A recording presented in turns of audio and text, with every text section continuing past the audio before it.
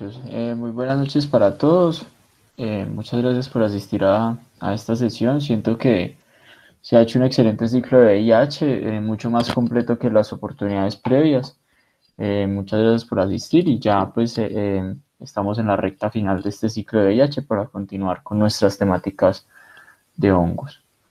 Hoy vamos a hablar de infecciones oportunistas en pacientes VIH. Es un tema bastante extenso, por así decirlo. Traté de agrupar las infecciones más frecuentes y más importantes para discutir algunos aspectos. Y acá les tengo unas estadísticas de la brecha.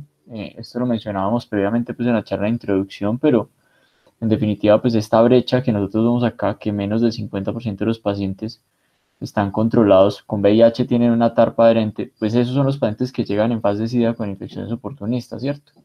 Entonces son los que debemos tener en la mira. Recordemos los grupos etarios de mayor afectación, que siempre son los de 25 a 35 años según la cuenta de alto costo, y seguidos de los adultos, jóvenes o adolescentes, incluso miren este ascenso tan exponencial y tan alarmante del VIH pues, en adolescentes que tenemos actualmente. ¿En qué momento se presentan las infecciones oportunistas? Pues básicamente en este estadio. Veíamos esta gráfica, hablábamos que aquí hay un control de anticuerpos inicial, que luego ya la replicación viral y la mutación le imposibilita el control de la viremia por largo tiempo, que luego la carga viral tiende a subir, el control de CD4 tiende a bajar, y más o menos cuando se da este cruce, y estamos en este estadio después de muchos años.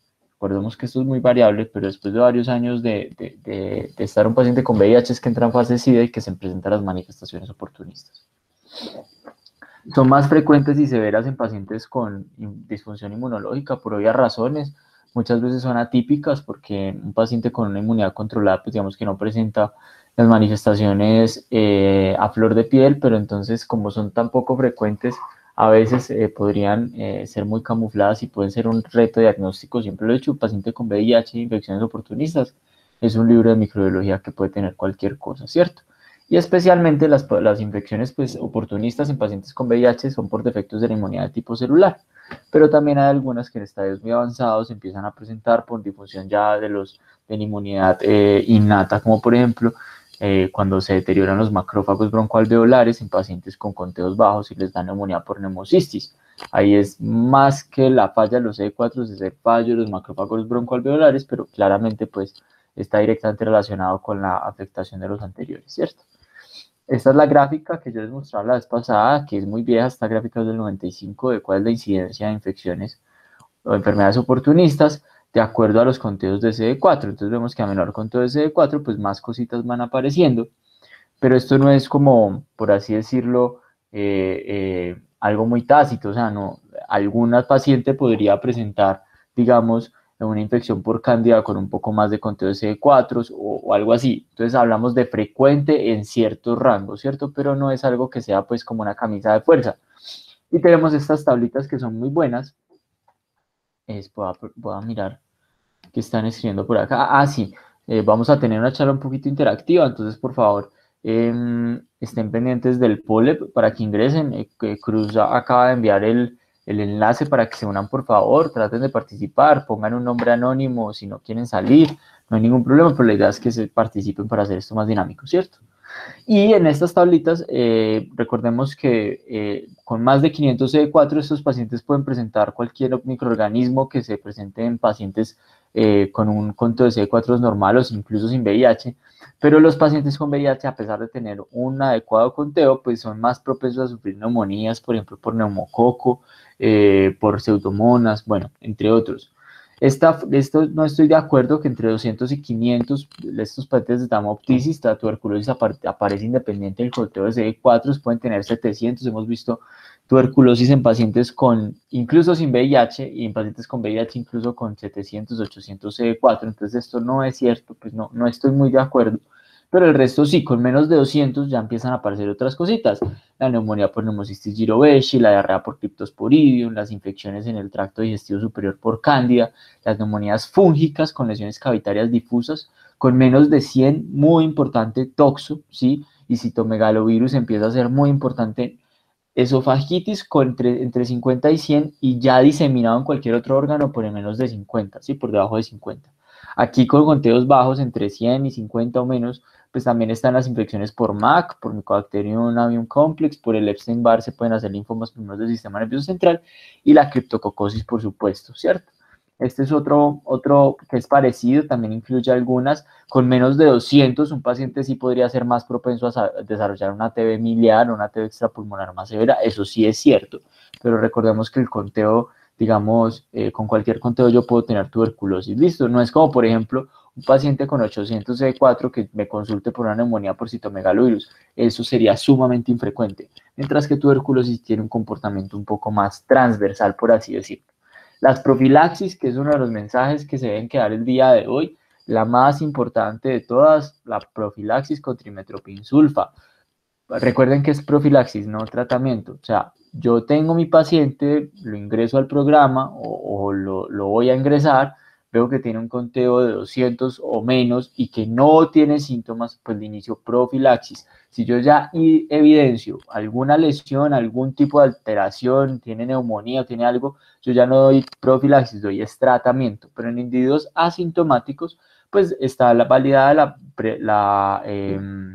profilaxis con trimesulfa, ¿sí? Generalmente se utiliza la dosis de doble carga, double strength, como le llaman en algunos textos, de 160 a 800, ¿cierto? Y eso me protege a partir de 200 de la neumonía por Pneumocystis jirovecii y a partir de menos de 100 por toxoplasma, es decir, ese mismo antibiótico digamos que me hace profilaxis para ambos. Con menos de 50, bastante controversial, lo mencionaba previamente la doctora Natalia en la charla de terapia antirretroviral, muy controversial el uso de acitro, pero en algunas guías está. Entonces no es un punto de mala práctica darlo, es controversial, pero digamos que se puede obtener algún beneficio, entonces estaría indicado en pacientes con menos de 50 CD4, ¿sí? Y ya ahora sí, para ir hablando de cada uno, los pacientes con fase SIDA o en estadios avanzados de su VIH pueden presentar tres síndromes grandes. O sea, pueden presentar cualquier cosa, pero hay tres síndromes que son los que requieren o ameritan especial énfasis. Esos son la alteración del estado de conciencia o la cefalea o alteraciones, cualquier alteración del sistema nervioso central. Está la dificultad respiratoria por cualquier afectación pulmonar y la afección del tracto digestivo, que generalmente se manifiesta con diarrea, pero cuando hablamos de tracto digestivo, no es solo este tercio inferior, sino también cualquier parte anatómica del tracto digestivo, desde la boca hasta el ano. Listo, eso es muy importante. Entonces, ojo con eso. Vamos con unos casitos clínicos para, digamos, empezar a hacer esto más interactivo. Tenemos una mujer de 54 años, es habitante de calle, consumidora de sustancias psicoactivas. Ustedes dirán, ¿por qué siempre las ponen así? Pues porque son los casos más frecuentes, tristemente, ¿sí? Es usuaria de drogas endovenosas, tiene un antecedente VIH de hace aproximadamente 2 años, múltiples abandonos de tratamiento por su situación de calle y sus situaciones sociales, y fue encontrada inconsciente en la calle en horas de la mañana. La encontraron tirada, la trajo el cuerpo de bomberos, un Glasgow de 6/15, una presión arterial que está normal, frecuencia cardíaca normal, frecuencia de pulso normal, frecuencia respiratoria normal y saturando normal, pero el Glasgow sí muy alterado, poca interacción con el medio. Esta es la lesión que se le encuentra cuando se le hacen los estudios imagenológicos. Aquí esta es una resonancia, vemos una secuencia T1, vemos una lesión muy grande con algo de edema adyacente. Esta lesión, pues esto no es una clase de radiología, pero miren que colapsa un ventrículo muy bien, se ve muy bien cómo se da el colapso de este ventrículo acá. Acá vemos la lesión original como es y todo lo que hay alrededor es edema adyacente, ¿sí? Ahora, en esta paciente, digamos que hay un efecto de masa importante, vemos una desviación de la línea media, por lo cual digamos que ir a puncionar a esa paciente podría ser peligroso, eso nos da unos signos de alarma y claramente pues es una lesión que no lleva una semana, lleva mucho tiempo evolucionando, ¿listo? En el hemograma se le toma unos leucos de 4.300, un conteo de CD4 de 34 células por mililitro de sangre, que estos paraclínicos son fundamentales para el enfoque inicial. Yo les pongo los paraclínicos para que ustedes vean más o menos qué es lo que uno se aventuraría a pedir. Obviamente una neuroimagen, punción lumbar, ya vemos que a costo-beneficio, decisión del neuro que tiene más experiencia en esto, pero pues da sustico. Con esto da sustico ir a puncionar a esa paciente y una IgG de toxo que es negativa. Entonces, vamos con este POLEP, ¿sí? Teniendo en cuenta los hallazgos anteriores, ustedes dirían que, les va a pausar el tiempo, que por el bajo conteo de CD4, una IgG negativa no descarta una encefalitis por toxoplasma, que se debe solicitar una carga viral en líquido cefalorraquídeo para citomegalovirus, se debe solicitar una PCR para Epstein-Barr virus en líquido cefalorraquídeo, se debe solicitar IgM, IgG para citomegalovirus y además anticuerpos heterófilos, y se debe solicitar PCR para Cryptococcus. ¿De qué depende la respuesta? De lo que ustedes crean que tenga esa paciente con esa lesión. Vamos a ver si se animan a participar.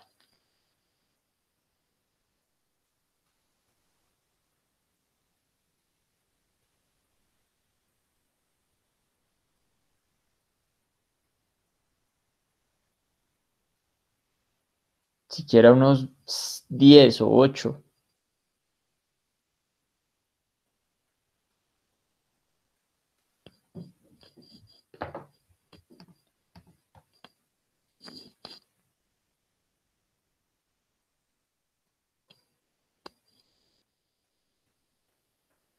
Bueno, al parecer están un poco participativos hoy. Entonces, bueno, definitivamente, pues la respuesta a esta es que se le debe solicitar una PCR para Epstein-Barr virus. Otras dos personas contestaron que solicitarle una IgM y una IgG para citomegalovirus, y otros pensaron en una carga viral para citomegalovirus en líquido cefalorraquídeo. Vamos a hablar un poquito de este caso, ¿sí? La alteración del estado de conciencia en un paciente con VIH que tenga un bajo conteo de CD4 se puede ver por 4 cosas básicamente: una infección, una reacción adversa a medicamentos, una neoplasia o una demencia asociada a VIH. Son las 4 causas más frecuentes de alteración del estado de conciencia en estos pacientes. En la anamnesis yo siempre voy a preguntar: ¿hace cuánto tiene el diagnóstico? Si está recibiendo tratamiento y si es adherente, y si suspendió, ¿hace cuánto suspendió? No será el mismo enfoque el paciente que venía muy juicioso y suspendió hace un mes a lleva 6 meses sin tratamiento. Eso es fundamental para ver cómo podría estar el estadio de esta enfermedad, cuándo tuvo su último control de VIH y cuál fue su último conteo de carga viral y de CD4. Eso es muy importante pedirlo. Probablemente en sus controles con infectología o con médicos expertos van a solicitar, pero ustedes en el abordaje de urgencias, como médicos generales, pues deben solicitar esto para poder enfocar, ¿cierto? Muy importante siempre preguntar por tuberculosis, si ha sido diagnosticado previamente, si ha tenido contacto o vive con pacientes con tuberculosis, y si son pacientes institucionalizados, entiéndase por institucionalizados en hogares o en cárceles, ¿sí? Y si ha tenido diagnóstico de hepatitis por la carga que tiene la hepatitis, pero digamos que para efectos de esta charla, pues no tiene mucho sentido, aunque hay una alta frecuencia de hepatitis fulminante, encefalopatía encefalopatía hepática en esos pacientes que sufren hepatitis con diagnóstico de VIH, ¿cierto? La progresión de los síntomas, el uso de medicamentos, el trauma, si tiene algún síntoma de focalización, por ejemplo, las convulsiones también podrían ser considerados un síndrome de focalización, y síntomas o gestos o signos que me hagan pensar en un aumento de la presión. Recordemos que la neuroimagen de esta paciente me dice: puede haber un importante aumento de la presión de apertura y se me puede herniar si me voy a hacer la punción lumbar. Adicionalmente, medir el nadir de CD4, es decir, cuánto ha disminuido los CD4 desde la última toma hasta hoy, ¿cierto? Carga viral y pues qué régimen tiene este paciente.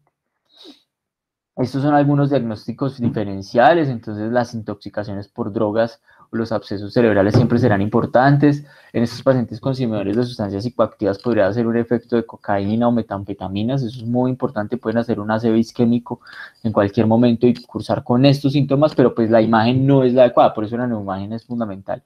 Y paciente con VIH y alteración del estado de conciencia es indicación de al menos una tomografía, aunque la imagen ideal siempre es y será la resonancia magnética contrastada con gadolinio. ¿Listo? Y ya están los otros: alteraciones multisistémicas, es decir, que tenga una alteración del estado de conciencia, pero porque los pacientes tienen una descompensación sistémica, por ejemplo, una encefalopatía hepática, urémica, una anormalidad electrolítica, la hiponatremia es muy frecuente en pacientes con VIH, la hiponatremia, perdón, entonces ojo con eso. En la aproximación, pues lo que ya hemos mencionado, los hallazgos en la neuroimagen. Y ahora sí vamos a hablar un poquito del diagnóstico que tiene esta paciente. Esta paciente tiene un linfoma primario del sistema nervioso central. Es un síndrome, es decir, el linfoma primario puede tener muchas etiologías. Una de ellas es el virus del Epstein-Barr, y en pacientes con VIH, casi todos los pacientes con VIH que tengan linfoma será el Epstein-Barr, pero no en todos, por lo cual el hallazgo negativo de Epstein-Barr no me descarta que tengo un linfoma primario. Es un síndrome, eso hay que tenerlo muy claro. Mucha gente cree que es la única etiología y eso es falso. Ahora, es una neoplasia definitoria de SIDA, es decir, sí hay estadios o infecciones definitorias de SIDA, pero también hay neoplasias definitorias de SIDA y esta constituye una. Sus etiologías son múltiples, como ya lo mencioné, y el Epstein-Barr en pacientes con VIH siempre solicitan una PCR. O sea, siempre que yo tenga esas lesiones que pienso que es un linfoma, pues debo solicitar una PCR para Epstein-Barr en líquido cefalorraquídeo para poder tener el diagnóstico. Si es positiva, la probabilidad es altísima de que sí lo sea. Citometría de flujo y biopsia estereotáxica, pues son estudios que están indicados. La citometría de flujo me puede ayudar a identificar células malignas en el líquido cefalorraquídeo, por lo cual podría tener una utilidad, pero su rendimiento es muy variable dependiendo del diagnóstico. Y la biopsia estereotáxica, pues sería el estudio ideal porque la histopatología me va a dar el diagnóstico confirmado con receptores, con todo, pero pues es que la invasión en el sistema nervioso central, al menos en nuestro país, no está muy avanzada, o sea, somos muy conservadores todavía. Y otra cosa que yo puedo hacer es que muchos de esos pacientes con estas lesiones pues podrían tener un tratamiento para toxoplasma perfectamente porque sería un diagnóstico diferencial y una mala respuesta a ese tratamiento por toxoplasma es un hallazgo que me va a hacer pensar, oiga, ¿y será que si tienes un linfoma primario en el sistema nervioso central yo le estoy dando terapia antitoxo? Entonces, ojo con eso, ¿listo? Ahora, cuando yo tengo unas lesiones en el sistema nervioso central, hay en pacientes con VIH o en fase SIDA, hay dos diagnósticos que yo debo partir, o sea, hay dos diagnósticos primarios. Una es linfoma primario, que lo acabamos de ver, cómo es el cuadro clínico, y la otra es toxoplasmosis. Ahora, en el linfoma primario son generalmente lesiones solitarias, la etiología casi siempre es el virus del Epstein-Barr, las lesiones suelen ser mayores de 4 centímetros, como lo veíamos, es periventricular. El edema cerebral puede ser importante. Acabamos que toxo puede hacer un poco más de edema cerebral, pero este también, esta paciente lo tenía y el pronóstico es muy malo. El pronóstico de estos pacientes suele ser pobre. ¿Listo? En toxo, generalmente son lesiones múltiples. Ojo, generalmente, un paciente puede tener una toxoplasmosis perfectamente con una única lesión. Ahora, lo importante es que estas, generalmente las de toxo, tienen una cosa que se llama el realce en anillo. Estas también lo pueden tener, pero estas lo hacen mucho más bonito. Ahorita los vamos a ver. Son lesiones, eso sí, pequeñas. Tienen predilección por los ganglios basales porque toxoplasma le gusta mucho la dopamina. Hacen un importante edema cerebral y digamos que el diagnóstico es un poco más favorable, ¿sí? Las lesiones solitarias hacen 20 veces más probable que sea un linfoma, que sea una toxoplasmosis. Dato clínico muy importante. Vamos con este caso, es un paciente masculino de 35 años, es cotero, tiene diagnóstico de VIH hace 4 años, hace 4 semanas presenta cefalea frontal, gravativa, fiebre ocasional, pérdida de peso progresiva, 7 kilos en los últimos 3 meses, y hoy presenta 2 episodios convulsivos tónico-clónicos y alteraciones de estado de conciencia y lo traen a urgencias. 48 CD4, está con un conteo muy bajo y una carga viral importante de 118.000 copias. La IgG para toxoplasma es positiva. Y esta es la neuroimagen de este paciente. Vemos unas lesiones múltiples. Miren, son varias, son pequeñas, son menores de 4 centímetros. Digamos que tienen un realce en anillo. Es este que ustedes ven acá, esa bolita que se ve muy bien definida. Ese es el gadolíneo contrastando la superficie de esos microabscesos que hacen. Entonces se ve muy bien el realce en anillo y eso es algo que nosotros debemos encontrar y debemos destacar. Teniendo en cuenta ese cuadro clínico, ustedes pensarían que espero que participen un poco más, igual no me voy a detener mucho. La IgG positiva para toxo confirma el diagnóstico. Se debe iniciar un tratamiento empírico con espiramicina o se debe confirmar el diagnóstico con PCR en líquido cefalorraquídeo para toxo o se debe iniciar manejo empírico con sulfadacina y piramitamina o se debe iniciar el manejo empírico con amphovel liposomal más flucitocina. Ya sabemos que es toxo, pero hay una afirmación que es correcta, el resto son falacias, por así decirlo, o respuestas totalmente incorrectas. Entonces voy a ver si se animan a participar, o si no, pues vamos a dar continuidad y suspendemos la actividad del poleta.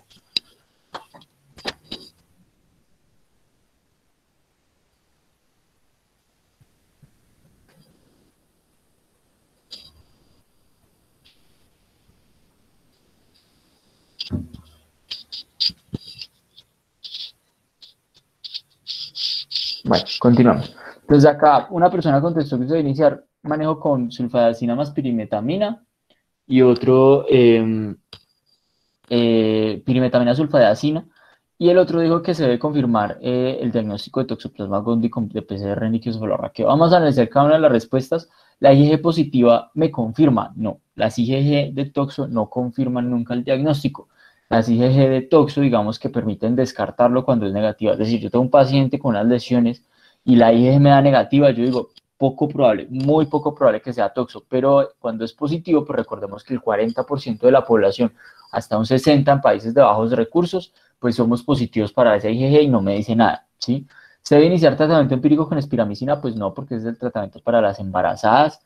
¿Se debe confirmar con PCR en líquido cefalorraquídeo? No, digamos que no es el método confirmatorio, se podría hacer, pero su sensibilidad es como del 50%.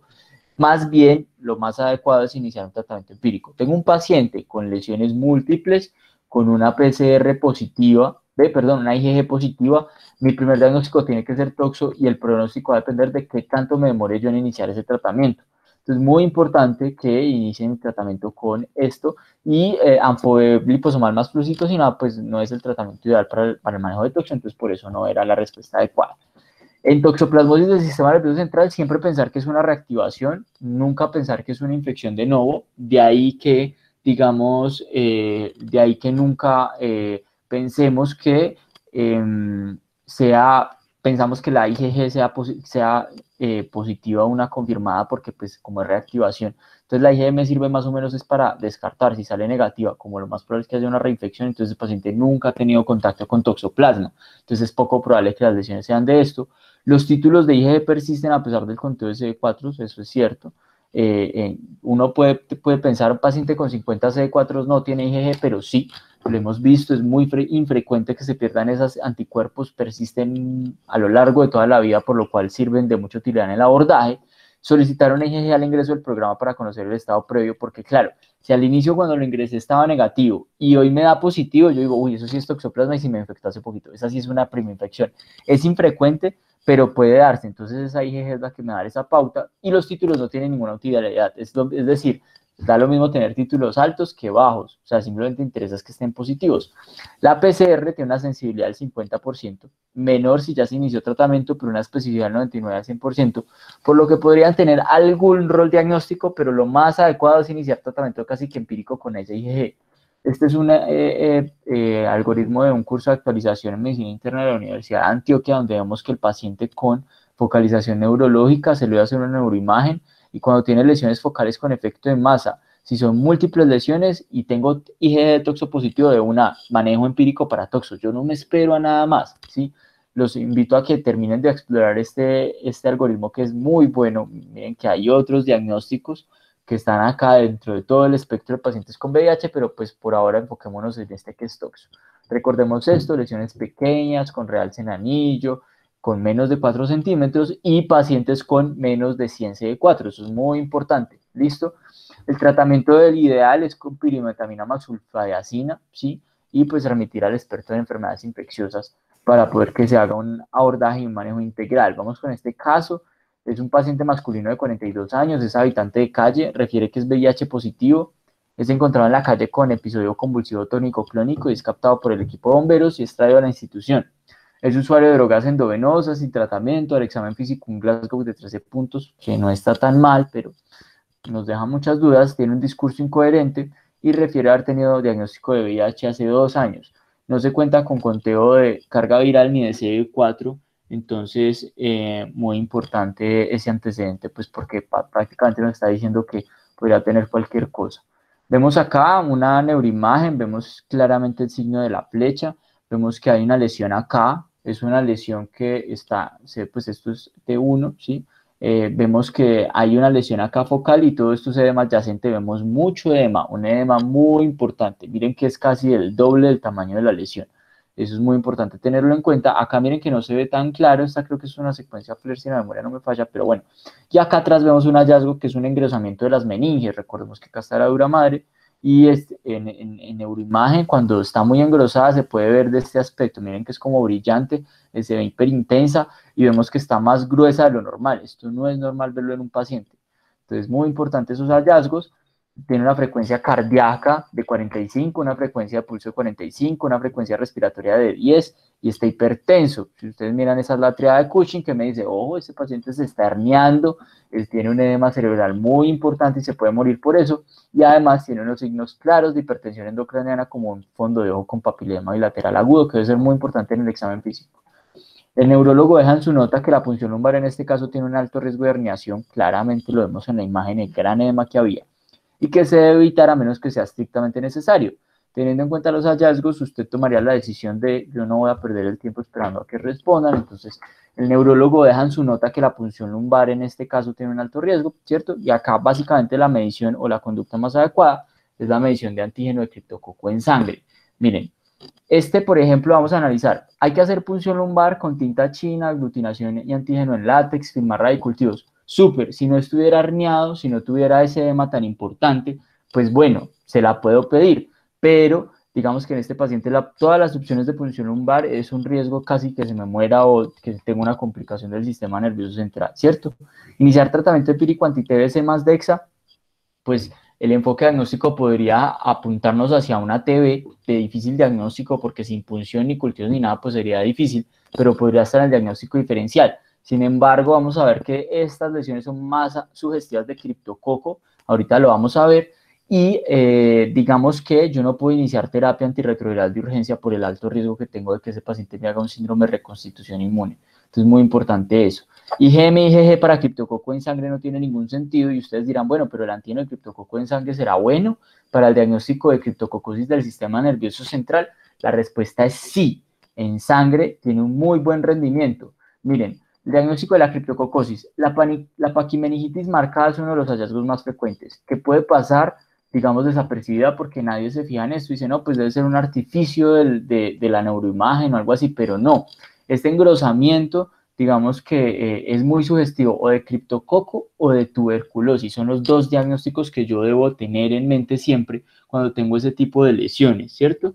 Entonces, esto es muy importante tenerlo en cuenta. El aumento en la presión de apertura cuando, digamos, puedo hacer la punción lumbar es muy importante. Estos pacientes con criptococo tienen unas presiones de apertura muy altas y el perfil del líquido cefalorraquídeo clásicamente demuestra un bajo conteo de leucocitos, ¿cierto? Con un predominio de mononucleares, generalmente son linfos los que se encuentran ahí.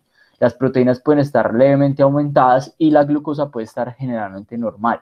Esto cuando puede hacer punción lumbar. La presión de apertura tiene un alto valor, digamos, predictivo, por así decirlo, de diagnóstico de criptococosis, y la razón es que, miren, el criptococo se pega a las aracnoides, ¿sí? Se pega a las vellosidades de las aracnoides y las empieza a tapar, y por eso es que vemos esos edemas tan grandes en la presión de apertura, porque este líquido cefalorraquídeo, miren acá, que si le hacemos los índices a este paciente, tiene los ventrículos dilatados. Entonces eso me habla de un aumento de la presión desde hace tiempo. Ese paciente tiene una hipertensión endocraniana clara, ¿cierto? El diagnóstico, pues la tinta china tiene una sensibilidad del 42% cuando lo puedo hacer, pero es demasiado, digamos, específica. O sea, si me sale en la tinta china eso, pues yo ya tengo el diagnóstico. Entonces, pues genial. Si puedo hacer punción lumbar, bien. Ahora, está el grupo de pacientes que definitivamente yo no tengo cómo puncionarlo, como este caso. En esos pacientes que yo no puedo ir a puncionarlo, las pruebas de antígeno son la salvación. Yo puedo hacer dos tipos de diagnóstico, un ELISA en sándwich, pues o sea, unas pruebas de antígeno por ELISA en sándwich o una aglutinación en látex, ¿sí? Y también está las pruebas rápidas o las pruebas de antígeno que vamos a ver ahora, que son de aglutinación en látex. Está el ELISA en sándwich, que tiene una sensibilidad del 93 a 100% y una especificidad del 95 al 98. Son muy buenas estas pruebas, se hacen en líquido cefalorraquídeo, pero digamos que el acceso a estas pruebas puede ser un poco complejo. No es tan difícil conseguirlo, pero en algunas instituciones sí puede ser difícil, además que se puede demorar.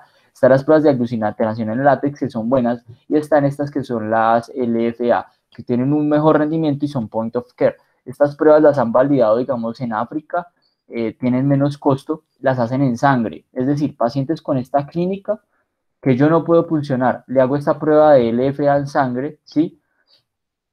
Y es menos costoso y tiene un mejor rendimiento. Ahora, ¿Qué pasa con el diagnóstico de criptococosis con el antígeno en sangre? Es un buen predictor de enfermedad, me puede decir con una sensibilidad casi del 100% si es criptococosis o no, porque los pacientes que hacen criptococosis del sistema nervioso central, pues también lo tienen en sangre, tiene igual rendimiento en líquido cefalorraquídeo en pacientes en fase SIDA, y los cambios en los títulos no me permiten constatar evolución clínica. Es decir, yo mido títulos hoy, supongamos, me dan en 800, y el día de mañana me dan 600, yo no puedo interpretar nada ni puedo inferir que está mejorando. Cuando hago estos antígenos en líquido cefalorraquídeo, ahí sí, en criptococo puedo decir, uy, sí, está mejorando por disminución de los títulos y hay una respuesta adecuada. Entonces, ese antígeno es muy importante tenerlo en cuenta. Antes de la terapia antirretroviral en cualquier paciente, en conteos menores a 100, siempre debo de pedir un antígeno en sangre para criptococo, para infección asintomática. Porque si yo inicio TARP y no tengo antígeno en sangre, puede hacer un síndrome de reconstitución inmune. Así no tenga síntomas. Entonces, todo paciente con menos de 100 le debo pedir antígeno en sangre. En algunos programas lo incluyen con menos de 200. Entonces, digamos que podría ser una punto de buena práctica. Algunos centros lo hacen, acá en Colombia en algunos sitios lo hacen con menos de 200. Entonces, es como subir un poquito para prevenir estos síndromes de reconstitución. La PCR, que es otra alternativa diagnóstica, la PCR viene incluida por aparte. Usted, si no puede solicitar PCR para criptococo, eso está bien, o puede incluirlo en el FilmArray. El rendimiento de ambos es muy similar, es casi idéntico. Y, por ejemplo, en África, que también hicieron pruebas de esto, digamos que la sensibilidad es de un 90%, pero puede disminuir a un 50% cuando hay cargas bajas fúngicas. ¿Eso cuánto es? Pues menos de 100 UFC por mililitro de sangre. Puede ocurrir. No sabría decirles con qué frecuencia hay bajas cargas fúngicas, pero bueno, digamos que podría ser una alternativa. Sin embargo, el rendimiento del antígeno es mucho mejor. Una PCR negativa no me descarta criptococo en líquido cefalorraquídeo. Un antígeno sí, y eso es muy importante que lo tengamos en cuenta. La meningitis por criptococo se trata básicamente con anfotericina, son 3 fases que uno tiene que dar tratamiento. Y recuerden que el síndrome de reconstitución inmune pues inicia típicamente a partir de 30 a 45 días después del inicio de la TARP. En títulos más altos en líquido cefalorraquídeo, más alto es el riesgo de iris cuando hablamos de criptococo. Miren que la terapia o el síndrome de reconstitución inmune por criptococo puede ocurrir entre una semana y 12 meses. Es decir, hasta un año después de yo haber iniciado el tratamiento, puedo ver las consecuencias de haber iniciado ese tratamiento sin haber medido ese antígeno en pacientes con bajo. Lo ideal es que cuando yo diagnostico el criptococo, pues esta es la clínica del síndrome de reconstitución, puede ser indistinguible de otra infección oportunista.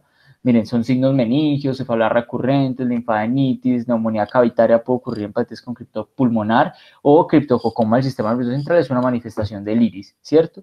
Lo ideal es que cuando yo capte ese antígeno positivo, inicio terapia antifúngica y 2 a 10 semanas después del inicio de la terapia antifúngica, inicio la TARP y así disminuyo el riesgo de síndrome de reconstitución inmune. Vamos con otro caso. Es una paciente femenina de 27 años, VIH positivo hace 3 años, actualmente en el programa de VIH con terapia antirretroviral adherente. Esta paciente llegó a urgencias por un cuadro de 4 semanas, cefalea frontal, gravativa, el día de hoy con un empeoramiento de la cefalea, visión borrosa y un parálisis del cuarto par craneal derecho, ¿sí? El último control hace 2 meses, esta paciente es súper juiciosa, 27 años, diagnóstico hace 3 años, pero súper juiciosa, 783 células de CD4, células por mililitro, está súper bien, y una carga viral indetectable. Esta es la paciente ideal, pero pues tiene una cefalea de 4 semanas. Le hacen una neuroimagen, una TAC, porque pues generalmente muchos pacientes se van de TAC, ojalá se fueran de resonancia y encontramos esto. Vemos un engrosamiento acá. Fácilmente podría confundirse con una hemorragia subaracnoidea, es muy cierto, pero pues la clínica me va a decir que si es lo uno o si es lo otro.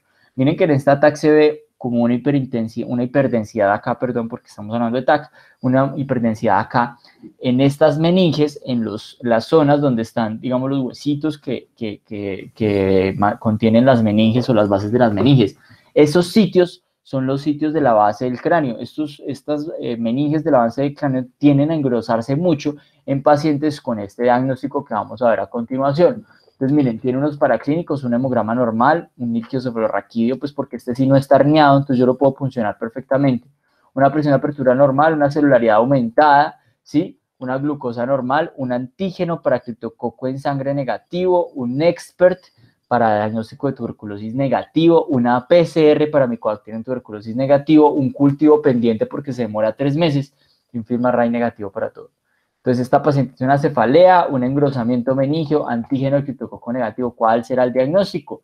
Entonces, ¿cuál sería la conducta más adecuada? Entonces, acá yo les preguntaba, pues, si era más adecuado hacer un BK seriado y un expert en esputo, por así decirlo, porque la principal sospecha, pues, es una tuberculosis. Con el antígeno negativo dijimos que descartábamos el diagnóstico de cripto, entonces cripto no es, y yo les mencioné ahorita que los pacientes con engrosamiento, básicamente, lo que más presentan son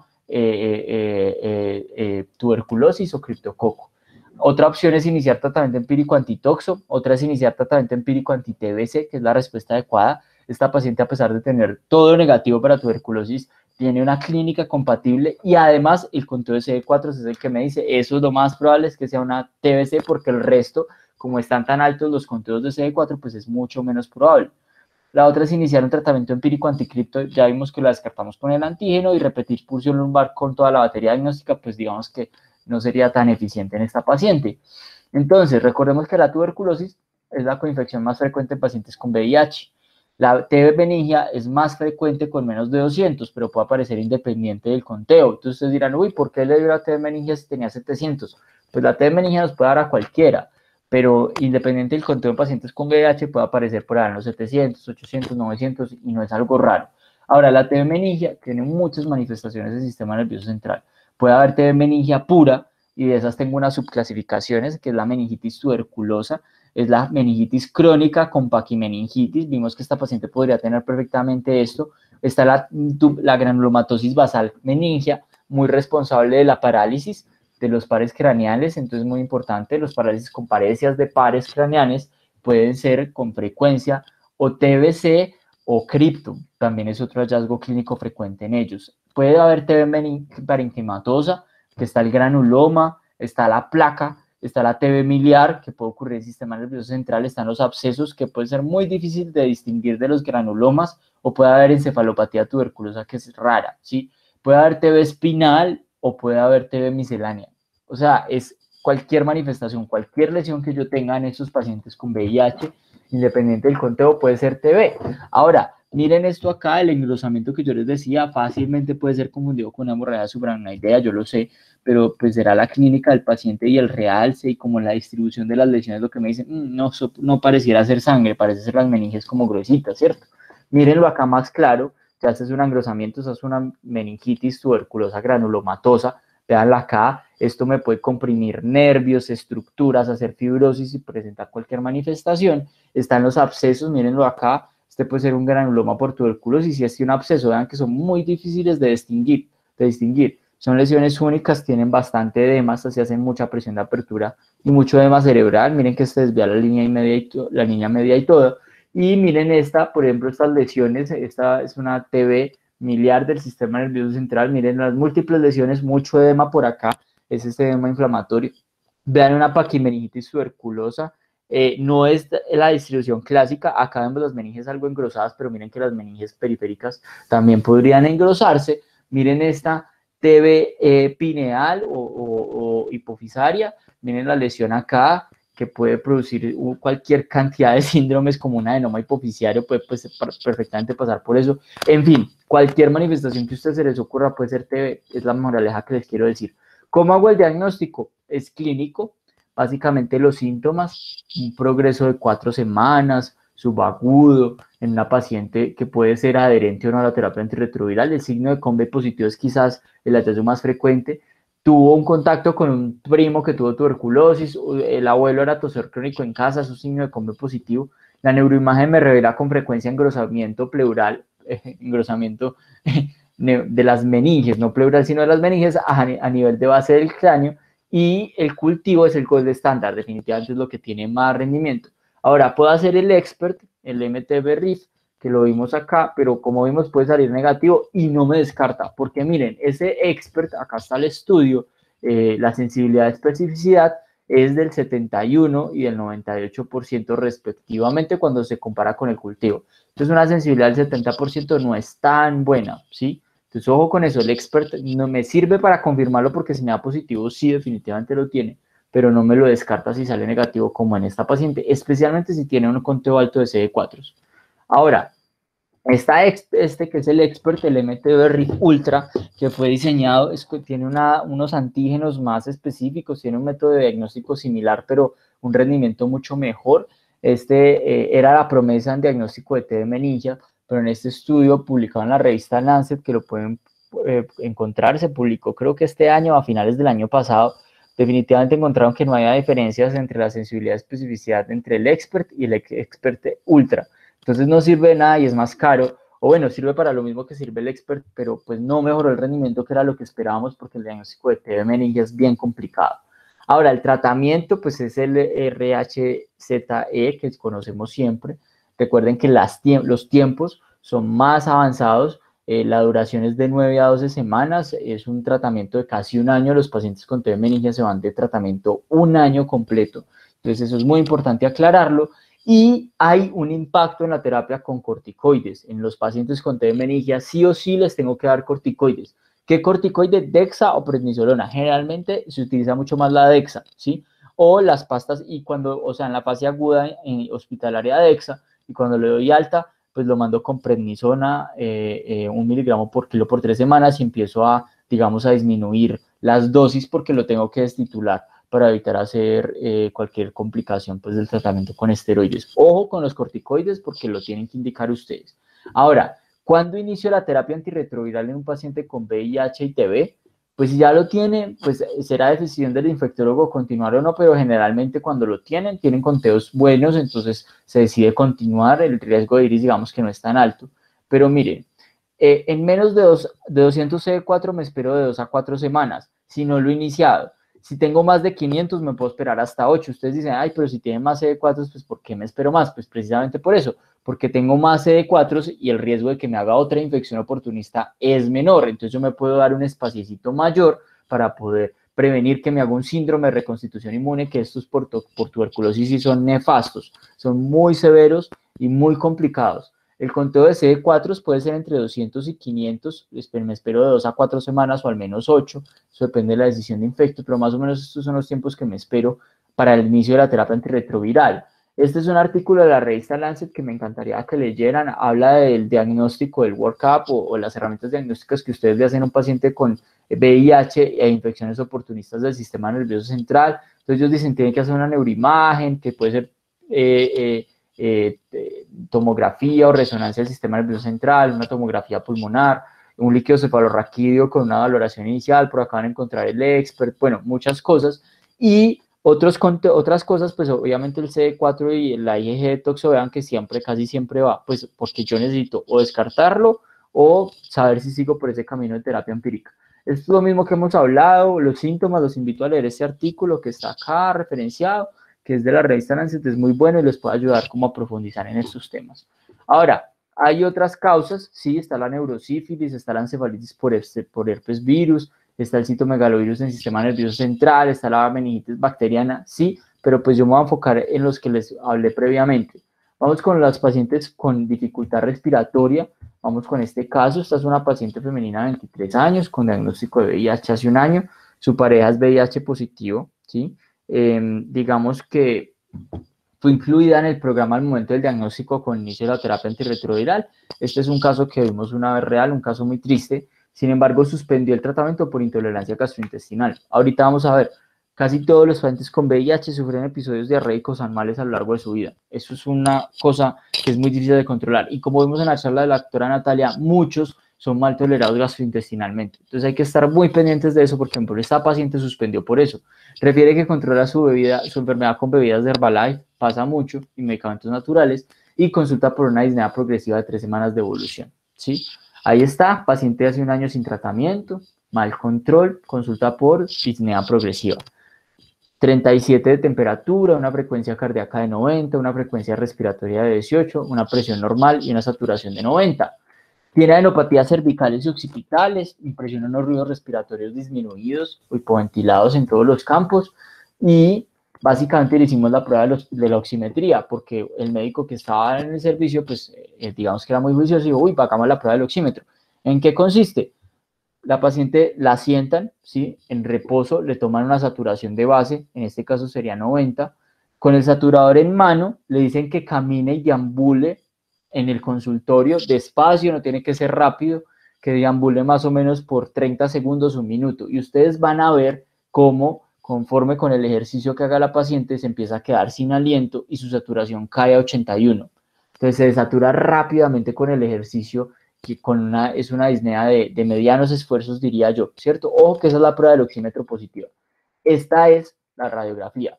Y ustedes dicen, uy, esa paciente con esa radiografía, ¿cómo estaba parada y con un poquito de dificultad para respirar? Pues es muy parecido a las neumonías andantes de COVID. Ustedes ven un paciente que no se correlaciona en la imagen con los síntomas que tiene. Tengo un poquito de dificultad para respirar y miren este pulmón. Vemos un infiltrado intersticial que está en todos los pulmones. Ustedes dirán, podría ser un SDRA, no, pero miren que no es como algodonoso y además por la clínica de la paciente es poco probable que esto sea un SDRA, pues porque no tiene sobrecarga ni nada. Esto más bien un infiltrado intersticial muy importante. Miren que el intersticio no se ve, ¿sí? No hay consolidación ni nada. Es el intersticio, es el parénquima pulmonar el que está afectado, ¿cierto? Esta es la tomografía. Vemos básicamente unas adenopatías ciliares por acá y vemos un vidrio esmerilado muy importante de casi todo el pulmón. Pues claro, el parénquima está afectado y lo vemos en esta radiografía, se correlaciona perfectamente. En los paraclínicos, un BioFire que le hicimos, un BioFire 2.0 que incluye COVID y todo sale negativo, entonces no es COVID. Un hemograma con leucocitosis leve, por así decirlo, dependiendo del punto de corte, o podrían estar incluso normales. Un CD4 de 120, que eso es muy llamativo, una LDH muy elevada y un 1,3 beta dextroglucano en 83 picogramos por mililitro.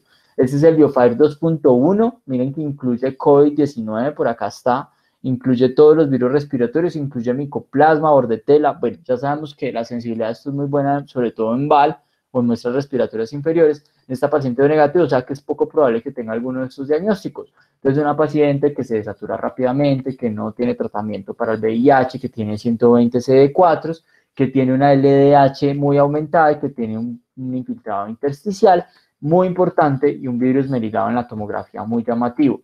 Entonces, la pregunta acá pues era básicamente si le iniciamos tratamiento con Bori, si le iniciamos tratamiento con meropiptazo banco y lo hemocultivo, si le hago tratamiento con trimesulfa o si le hago tratamiento con AMPO-B. Y la respuesta correcta es trimesulfa. Pues Bori, pensando en una aspergilosis pulmonar por ese, digamos, ese antígeno, ese 1,3 beta dextroglucano, me podría hacer pensar en un aspergillus, por así decirlo, pero no es adecuado, pues no es la respuesta más correcta, por así decirlo. No tiene clínica de aspergilosis, no es la neuroimagen de una aspergilosis pulmonar, lo vamos a ver luego en el ciclo de hongos. Iniciar meropiptazo banco y hemocultivar podría ser una conducta adecuada, no les voy a decir que no, pero digamos que el curso subagudo me dice, hombre, estudiémoslo mejor, porque esto es pensando en una neumonía bacteriana claramente, y ese no es ni la radiografía ni la clínica de una neumonía bacteriana, ¿listo? Iniciar tratamiento con trimesulfa sí, pensando en una neumonía por neumocistis girovechi, que es el diagnóstico que tiene esta paciente, o empezar a tratamiento con anfodel liposomal, tampoco. Entonces, la neumonía por neumocistis, el 75% de los seres humanos están colonizados por neumocistis a los 4 años. Eso nos dice la ubicuidad que tiene este parásito, por así decirlo. Es infrecuente con más de 200 CD4. Entonces, ojo que si tengo más de 200 CD4, digo, no, eso es poco probable que sea neumocistis, a no ser que tenga otra inmunodeficiencia por allá. Ahora, entre 100 y 200, si el paciente recibe TARP, es poco probable, porque cuando el paciente recibe TARP, sus linfocitos empiezan a funcionar mejor. Entonces, a pesar de tener 100 a 200, digamos que con la TARP se responde a este que es el neumocistis. Sin embargo, con menos de 100 o con, digamos, 100 sin TARP, sí es altamente probable que sea una neumocistis y más con ese virus esmerilado. Entre menor sea el conteo, más probable es un curso subagudo, una disnea progresiva, como lo vemos en ese caso, y la desaturación con el ejercicio es una clave diagnóstica importante y una prueba muy fácil y muy buena para el diagnóstico de esto. Ahora, la pérdida del peso y la fiebre pueden estar asociados, me pueden hacer pensar en una TB, pero pues ese infiltrado en vidrio esmerilado no es característico de una TB pulmonar. Recordemos que la TB pulmonar hace otras manifestaciones. Los pacientes con enfermedad moderada o grave tienen anormalidades en la radiografía de tórax, como vimos esa placa de esta paciente, tienen una importante elevación de la lactato deshidrogenasa. Por favor, aprendan esto. Paciente con VIH y una LDH mayor a 600 tiene 3 diagnósticos posibles. Una neumonía por neumocistis girovechi o una infección por histoplasma, que son los dos que más elevan, sobre todo esos valores por encima de 1000. o está haciendo una neoplasia lítica, está haciendo lisis en algún lado. Eso puede ser un síndrome hemofagocítico, una leucemia o alguna cosa, pero tiene uno de esos tres diagnósticos y ninguno de los tres, pues, es como leve. Los tres son sumamente graves, entonces, ojo que a estos pacientes con alteraciones pulmonares les debo hacer una LDH y es pronóstica y me enfoca mucho el diagnóstico, ¿listo? Y la saturación típicamente disminuirá con el ejercicio, como mencionamos la prueba del saturador, ¿sí? En el diagnóstico, la visualización en biopsia o esputo con undiencia puede ser una alternativa. En las imágenes va a haber un infiltrado intersticial en la radiografía y una tomografía con vídeo esmerilado muy importante en todos los pulmones, pues en todos los campos pulmonares más bien. Una LH mayor a 400 tiene un valor diagnóstico y pronóstico, como se los decía ahorita. La PCR tiene mejor rendimiento de la broncoalveolar, podría utilizarse en esputo. Cuando es en VAL tiene una sensibilidad del 90 al 100, pero cuando es en esputo baja al 55-80%. Eso sin tratamiento, si lo doy tratamiento el rendimiento es más bajo todavía. Y ojo con este, el 1,3 beta-dextroglucano con valores superiores a 80 tiene un valor diagnóstico y pronóstico. Y sobre todo, si yo hago un VAL y tengo 1,3 beta-dextroglucano negativo, eso no es neumocistis. O sea, hace simplemente descartarlo completamente.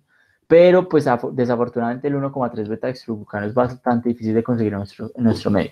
Estas son las tinciones de plata que uno podría pedir en un esputo, en un VAL. Ahí se ve claramente el neumocistis, o este es un Giemsia, también se puede ver exactamente lo mismo, pero en otra tinción. Hay otras, digamos, tratamientos que es importante recomendar. Acá está pues el tratamiento con trimesulfa para la infección por neumocistis. Está la infección por Mycobacterium tuberculosis, que pues el tratamiento sería el RHZE, y está la neumonía bacteriana, que es más frecuente, es 10 veces más frecuente que la población general dependiente del conteo de CD4. Ojo, la causa más frecuente de alteración pulmonar en VIH son las neumonías bacterianas, solo que pues estas de oportunistas, entonces metimos esto, pero nunca descartar la neumonía bacteriana por estreptococo, por hemófilos, que son los más frecuentes. Ahora, las infecciones por gérmenes comunes son más frecuentes en esta población, entonces ojo, nunca olvidar que los pacientes pueden tener sarcomas, pueden tener linfomas non-Hodgkin, sobre todo si fuman, porque tienen mayor incidencia de tumores, lo vimos en las charlas anteriores, o también pueden tener una neumonía bacteriana perfectamente. En la anamnesis es lo que tenemos que preguntar: hace cuánto tiene diagnóstico, último control, si recibe tratamiento, la carga viral, lo que ya hemos mencionado. Lo de tuberculosis es muy importante, y muy importante indagar por la hemoptisis. Si tiene hemoptisis, entonces lo que yo les digo, PCP, si tienen hemoptisis, lo más probable es que sea una TBC, perdón, o está haciendo una neumonía necrotizante por otro microorganismo. Puede ser Staph aureus, puede ser Klebsiella pneumoniae, bueno. Ahora, la tos y la expectoración son frecuentes en pacientes con neumonía por neumocistis. Predomina la tos seca no productiva. El tiempo de evolución son más o menos 2 a 4 semanas. Miren que la neumonía es de 3 a 5 días. Esta da más semanas, más tiempo. Se acompaña casi siempre de síntomas constitucionales como fiebre, sudoración, pérdida de peso, y se acompaña generalmente de adenopatías y esplenomegalia. Y en pacientes con CD4 menores a 200, descartar la presencia de criptococo y TBC, porque pueden tener una coinfección y ellos presentan infecciones múltiples o contiguas en pulmón y cerebro. ¿Listo? Ver las clínicas, la neumonía por neumococo es la principal causa y la principal afección en pacientes respiratorios con VIH. A menor conteo de CD4 es mayor la probabilidad de bacteremia, entonces siempre esos pacientes con neumonía debemos cultivarlos porque son muy bacterémicos. La presencia de hemoptisis aumenta la probabilidad de tuberculosis, pero tampoco podemos descartar un TEP. Recordemos que los pacientes tienen una importante enfermedad cardiovascular y una incidencia más alta de eventos embólicos o de la coagulación, como TEP, ACVs isquémicos, bueno, etcétera. Y hasta un 21% de los pacientes tienen síntomas respiratorios con más de una causa, es decir, tiene neumonía por neumocistis y además da neumonía por neumococo. Entonces, ojo, que debo abordar todo y hacer una valoración integral. Ahora, ¿un paciente puede tener neumocistis y una radiografía normal? Sí. ¿Y tener síntomas y a pesar de eso ser neumocistis con radiografía normal? Sí. Eso no me la descartan, ¿listo? Ahora, eso en la radiografía. La tomografía sí es un poquito más sensible, entonces ojo con eso. Ahora, todos los pacientes debo pedir esto: electrocardiograma, radiografía, un hemograma, y en algunos pacientes pues pedir otros parámetros de laboratorio como el antígeno de criptococo. Bueno, eso ya es más avanzado, ¿cierto? El diagnóstico diferencial está la TB, la neumonía bacteriana, criptococo puede hacer afección pulmonar, ojo con eso, no solo es del sistema nervioso central. Puede haber TB extrapulmonar, ojo con la TB pleural, hacen mucho derrame pleural unilateral en pacientes y esos pacientes generalmente son bacilíferos negativos. Entonces la TB pleural es muy difícil de diagnosticar, ahí debo puncionar y pedir test de ADA, pedir todos los otros paraclínicos, ¿cierto? Y en menos de 50 células, bueno, es por conteo de células, entre menor a 200 neumonía por neumocistis, criptococo, neumonía bacteriana y TB extrapulmonar. En menos de 100, pseudomonas es muy importante, toxo, neumonía por toxo es poco frecuente, pero puede ocurrir sobre todo en menos de 100 CD4 o un sarcoma caposo y pulmonar, que son bastante pues, delicados y una alta mortalidad. Con menos de 50, histoplasma, aunque histoplasma puede aparecer con altos conteos de CD4, no se sesguen por estos 50, ¿sí? Neumonía por citomegalovirus, acá sí puede aparecer, ahorita damos un casito interesante. Neumonías por MAC pueden aparecer también y Aspergillus, dependiendo de los hallazgos. Siempre que sea posible pedir cualquier tinción de plata en BAL. Es muy orientador, tiene un buen rendimiento, me ayuda a correlacionar con la clínica. Ojo, yo puedo tener un paciente con neumonía o sin neumonía y hacerle un BAL y me sale neumocistis. Recordemos que el 70% estamos colonizados por neumocistis. Él es un comensal, por así decirlo. Se vuelve oportunista y patógeno en pacientes con VIH, pero no, o sea, es la correlación entre la clínica, la progresión, la radiografía, la tomografía y la respuesta al tratamiento, lo que me dice sí eran neumocistis, pero no muchas veces están florido. Ahora, con más de 200 CD4, las radiografías de tórax pues normales me deben hacer pensar en bronquitis, en pacientes que lucen enfermos, hacer un atacar para ver con mejor resolución todo. Bueno, y ya sea alteraciones focales, pues pensar si es, por ejemplo, una tuberculosis que te está haciendo una cavitación o algo, y en alteraciones difusas, en más de 200 CD4, pensar en neumonía o en hongos, raro, muy raro, un PCP en más de 200. Cuando son menos de 200 CD4, ahí sí piensen en lo que sea. Con menos de 50, piensen en citomegalovirus. Con menos de 100, piensen en menos de 200, piensen en neumonía por neumocistis. Bueno, todo lo que ya hemos mencionado previamente. Vamos con estos casos clínicos de tracto gastrointestinal ya para terminar. Este es un paciente de 36 años, recluso hace 3 años. Desafortunadamente en las cárceles se ve mucho VIH y mucha hepatitis. Lo hemos reflejado en este caso, VIH positivo, a espera de paraclínicos de control para pedir esquema de inicio de TARP. Lastimosamente los pacientes que están en estos estados se demoran mucho sus consultas, muchas veces llegan muy descompensados o en un estadio ya muy avanzado, es algo triste. Presenta un cuadro de 6 semanas, fiebre intermitente, pérdida de peso, disfagia y odinofagia, queilitis angular, fue manejado inicialmente con nistotina y mejoró, pero recientemente presenta además diarrea de bajo volumen. Ojo que el volumen de la diarrea es fundamental. Tiene 2 semanas de evolución de esta diarrea a bajo volumen, un tenesmo, un dolor abdominal, al día de hoy hematoquesia y empeoramiento de su estado general, entonces deciden llevar a urgencias. Una pérdida de peso de 19 kilos en 2 meses. Ustedes dirán, uy, es mucho. Sí, se ve mucho en estos pacientes reclusos con VIH muy complicado y que se demora el tratamiento. Acá está la quilitis que presenta este paciente y está esta endoscopia de vías digestivas superiores. Vemos unas lesiones como mapeadas, ¿sí? Que tienden a ser confluentes, perdón, y si ustedes hacen con el endoscopio o si tienden a quitar, pues les queda como una base un poquito hemorrágica, pero esta placa quita, es un muguet. El muguet puede ser oral, pero también estas lesiones de cándida, que son muy sugestivas de cándida, son amarillitas, blanquecinas, están así parchaditas. Miren que no hay tanta hemorragia, son simplemente como la inflamación, pero no vemos hemorragias como tales, ¿sí? Y estas lesiones, queilitis angular en pacientes con VIH, con 400, a partir de los 400 C4, hacen mucha queilitis angular y hacen lesiones de muguet oral con mucha recurrencia. Ojo, que esto duele mucho para tragar. Paciente con VIH que le duele para tragar, pues primero, no come bien y segundo, no se toma la medicación porque le duele. Entonces esto es un signo de alarma clarísimo en pacientes con VIH.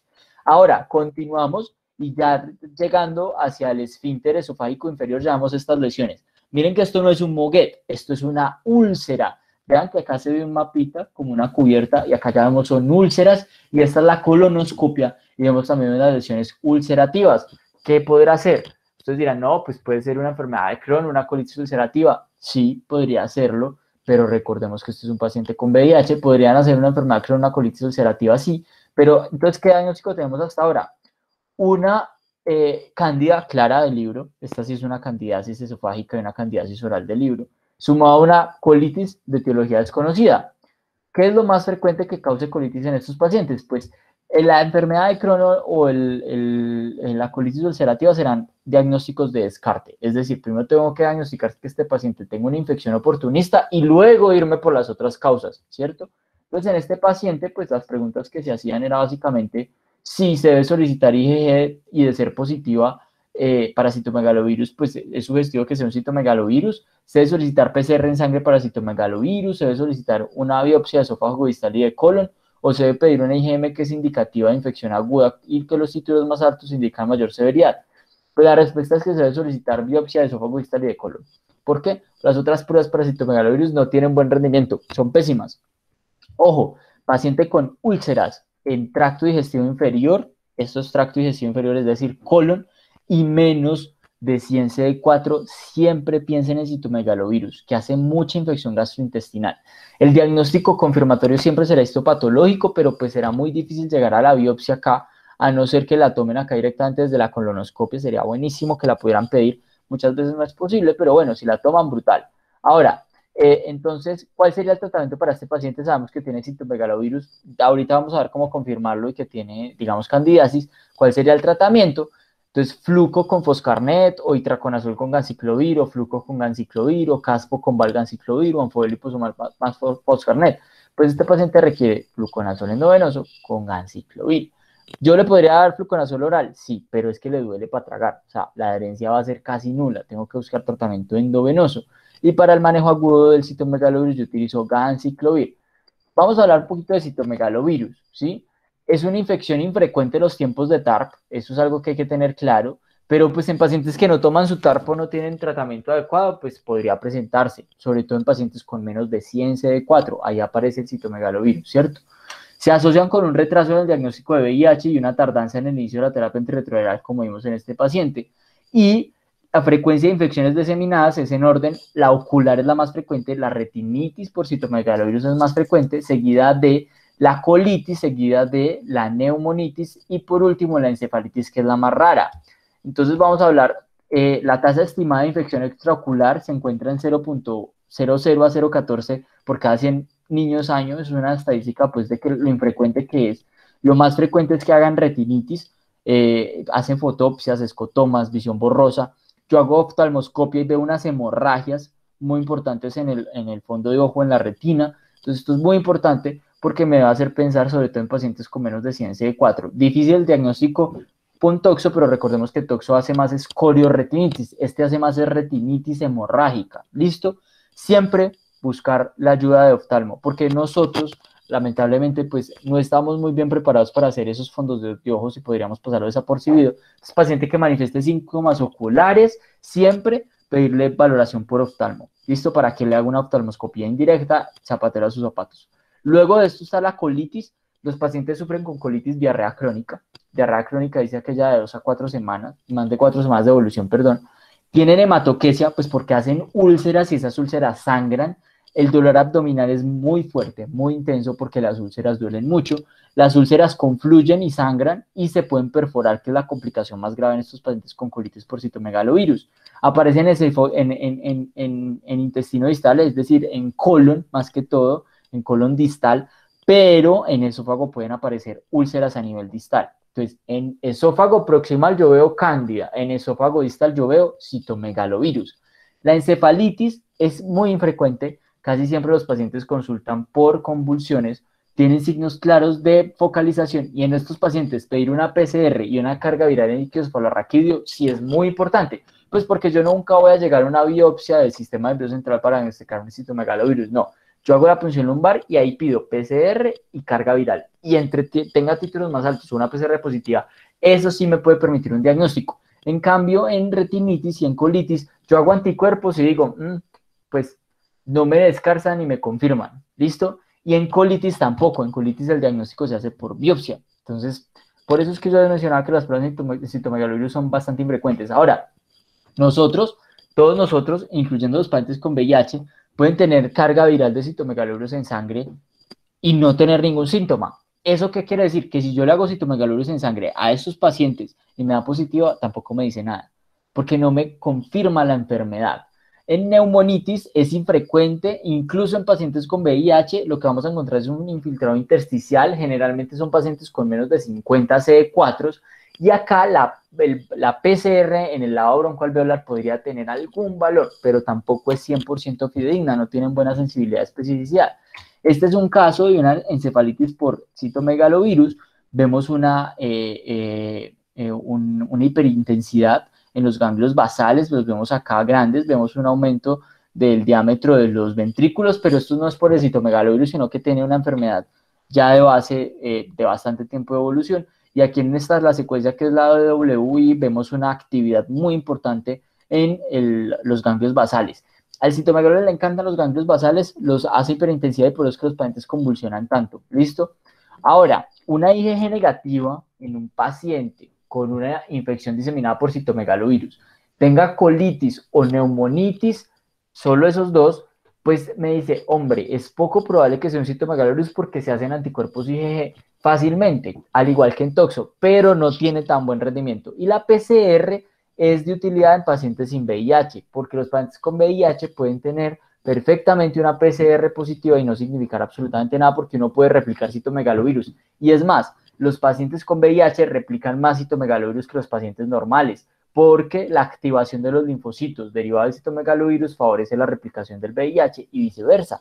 Entonces, pueden replicar el citomegalovirus sin tener ningún síntoma y sin causar ninguna manifestación. Entonces, por eso su rendimiento es tan malo. Ahora, la diarrea en pacientes con VIH, ya estas son las últimas diapositivas. La diarrea es una queja muy común en pacientes con VIH. 40% de los pacientes con infección informan al menos un episodio de diarrea en un mes determinado. La prevalencia aumenta con la disminución de los CD4. Más del 50% de los pacientes con menos de 50 células por mililitro tienen al menos un episodio de diarrea cada año. Y en algunas áreas casi 100% de los pacientes, es decir, la diarrea está presente casi en todos. Y es un predictor importante de mortalidad. ¿Por qué? Porque el paciente con diarrea pierde peso, no tolera bien los medicamentos, no se adhiere bien a una terapia antirretroviral. Y este es el espectro diagnóstico de pacientes con VIH y diarrea. Están la salmonelosis, la shigellosis, campylobacter, están la E. coli, la Clostridium, están algunos virus, el norovirus, el rota, el adeno, están las infecciones parasitarias, Giardia, entamoeba, blastocystis. Muy importante el Cryptosporidium, ¿sí? Muy importante el Cryptosporidium en menos de 200 CD4, causa mucha diarrea. Y ahorita vamos a ver qué hay que hacer para diagnosticar eso, porque es quizás lo más frecuente, el citomegalovirus no es tan frecuente en tracto gastrointestinal, pero el Cryptosporidium sí. La diarrea aguda dura 3 o más deposiciones, se considera 3 o más deposiciones acuosas durante el día por 3 días a 2 semanas, de 2 a 4 semanas es persistente y más de 4 semanas se considera crónica. Entonces, miren, cuando yo tengo un buen conteo de CD4, yo digo, eso es una diarrea relacionada con la seroconversión o por el tratamiento, por algo así. Cuando ya está cayendo el nadir de CD4, ya tiene por ahí 600, 500, 400, yo empiezo a pensar en Cryptosporidium, estrongiloides, bueno. El Cryptosporidium aparece generalmente con menos de 200 CD4, los microsporidios también, y ya también puede dar diarrea por citomegalovirus y Mycobacterium avium complex en menos de 50 CD4, ahí aparecen ellos. Entonces, ojo con estas infecciones acá porque puede ser una patología importante. Ahora, ¿qué claves clínicas? Pues vean, si tiene, digamos, yo puedo pensar que la infección está en intestino delgado o en intestino grueso, está haciendo una gastroenteritis o una colitis de acuerdo a los síntomas. Entonces, cuando yo digo que, digamos, son deposiciones abundantes, acuosas, claras, fétidas, dentéricas, distensión abdominal, yo digo, eso es de intestino delgado. Y cuando digo este intestino delgado, pienso en bacterias más que todo. Pienso en salmonella, E. coli, Cryptosporidium, histoplasma puede causarlo, pero es raro. Rota, noro, o sea, pienso en esto, en gérmenes comunes. Miren que son los gérmenes de la comunidad, exceptuando el Cryptosporidium, que es cuando tiene menos de 200 CD4, ¿cierto? Ahora, cuando ya tengo deposiciones de bajo volumen, pero muy frecuentes, con hematoquesia y dolor, como tenía caso este paciente, pues ahí yo digo, no, eso ya es Campylobacter, o es una E. coli, o es un Clostridium, o es un citomegalovirus o un Mycobacterium avium complex. Ojo con eso. Entonces, el enfoque diagnóstico es basado en las características de la diarrea. Ahora, esa no rectal es proctitis cuando tiene tenesmo, disquesia y urgencia para hacer deposición. Entonces, ahí es el herpes, gonorrea, clamidia. O sea, ya pensemos en más en ITS que en otra cosa. ¿Listo? Entonces, muy importante el enfoque del tipo de diarrea. Abundantes es gastroenteritis. cuando son abundantes y fétidas, cuando son pequeñas y muy dolorosas, es más de intestino grueso, como lo vemos en pacientes citomegalurios, y ojo con los anorrectales, ¿cierto? Ahora, cuando son menos de 7 días, siempre piensen en causas virales, y cuando son más de 7 días, pues piensen en el conteo de CD4. Menos de 50, mayor de 200, pues piensen en lo común de la comunidad. Entre 50 y 200 piensen en salmonela, clostridium y eso, y menos de 200 piensen siempre en micobacterias, en Cryptosporidium y todas las otras. Este es el film array gastrointestinal, detecta, vean, Campylobacter, Clostridium, Salmonella, Yersinia, E. coli, que es la STEC, por acá está, las otras E. coli, la enteroagregativa, bueno, todas las E. coli importantes del tracto gastrointestinal, algunos virus importantes, noro, rota, astro, ¿sí? Y algunos parásitos como Cryptosporidium, Ciclospora y Giardia. Este film array gastrointestinal está diseñado para pacientes inmunosuprimidos. Paciente de VIH, diarrea crónica, necesito diagnóstico, le hago un film array gastrointestinal y ahí tengo el diagnóstico. ¿Listo? Coproscópico, ustedes dirán, bueno, nosotros te damos coproscópico, ¿qué va atrás? Pues vean, mínimo 3 muestras de materia fecal tomadas en un periodo de 10 días, ojalá especiados por 72 horas. 3, más de 3 no tiene sentido, menos de 3 tampoco. Así es como se debe mandar el coproscópico. Coproscópico seriado, 1 cada 72 horas, ojalá a diferentes horas del día. Y debo tomar 1 a 2 gramos de muestra y transportarlos de inmediato al laboratorio. Ahora, siempre el médico general que aborde esto debe pedirle las siguientes distinciones a esa microscopía. Debe solicitar tricrómico sin Nielsen y sin Nielsen modificado. Si no piden eso, no van a ver nada. No van a ver ni Cryptosporidium, ni isospora, ni cicloisospora, no van a ver giardia, no van a ver muchas cosas. Entonces, siempre pedir estos 3, por favor, apúntenlo. Tricrómico, sin Nielsen y sin Nielsen modificado para que vean bien los microorganismos parasitarios, sobre todo, que se pueden encontrar, ¿sí? O si no, es como estar ciego, o sea, no vamos a encontrar esto. Ahora, pacientes con diarrea y sepsis que se pueden presentar, piensen que es una infección bacteriana. ¿Por qué? Por Campylobacter, por Shigella, por Salmonella o por E. coli, ¿cierto? En estos pacientes es inminente una STEC, una E. coli productora de toxina Shiga. Entonces siempre hemocultívenlos y coprocultívenlos por a ver qué encuentran. Porque pues una shigelosis, una salmonellosis, claramente con un QSOFA positivo y una sepsis, pues tengo que iniciar tratamiento antibiótico. No le estoy tratando la diarrea con antibiótico porque sabemos que no es lo mejor, sino que estoy tratando es una sepsis inminente. ¿Listo?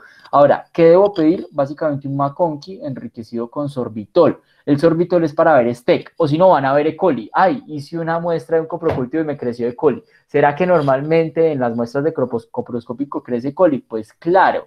Entonces no tiene ningún sentido. En cambio, si yo veo STEC con estas colonias así blanquitas que son de otro color diferente con el sorbitol, ahí yo digo, uy, está presentando una E. coli, una infección, una gastroenteritis por E. coli productora de toxina Shiga.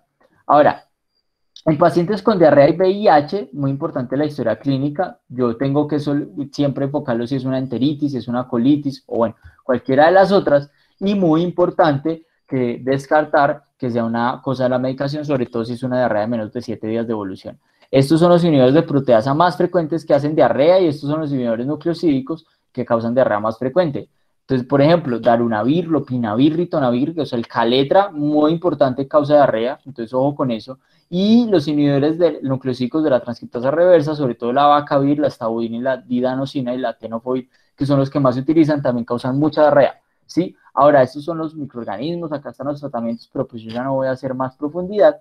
Y eso es todo, muchísimas gracias por asistir. Esperamos que la próxima sean un poco más participativos. Yo sé que las preguntas son difíciles, pero pues la idea es que interactúen un poco más, ¿cierto? No sé si tengan alguna inquietud, alguna pregunta.